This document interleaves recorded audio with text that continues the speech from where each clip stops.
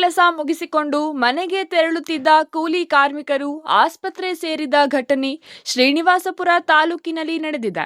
ಸ್ಥಳದಲ್ಲೇ 3 ಮೃತಪಟ್ಟು 15ಕ್ಕೂ ಹೆಚ್ಚು ಮಂದಿ ಗಾಯಗೊಂಡು ಆಸ್ಪತ್ರೆ ಸೇರಿರುವ ಘಟನೆ ಭಾನುವಾರ ತಡರಾತ್ರಿ ನಡೆದಿದೆ.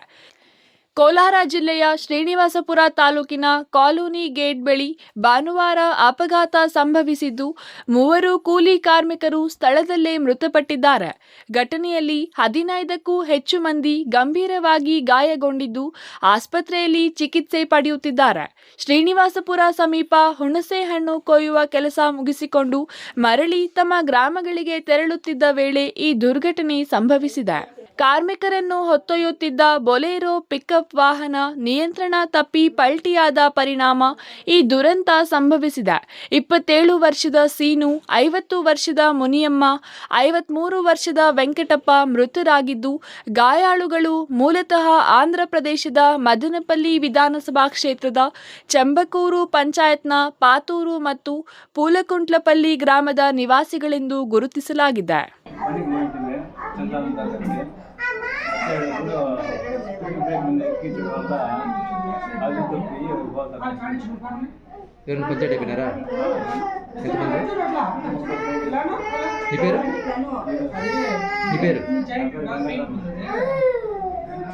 రాజపల్లి మేము ఇక్కడ చింతమానులకు వచ్చినాము.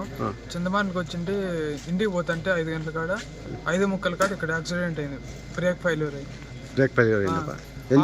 అంబులెన్స్ కాల్ చేసాము, వచ్చారు. ఇక్కడ హాస్పిటల్కి వచ్చినాము. ఎంజాయ్మెంట్రప్ప ఉంటుంది సార్. 19 మెంబర్స్ ఉంటుంది.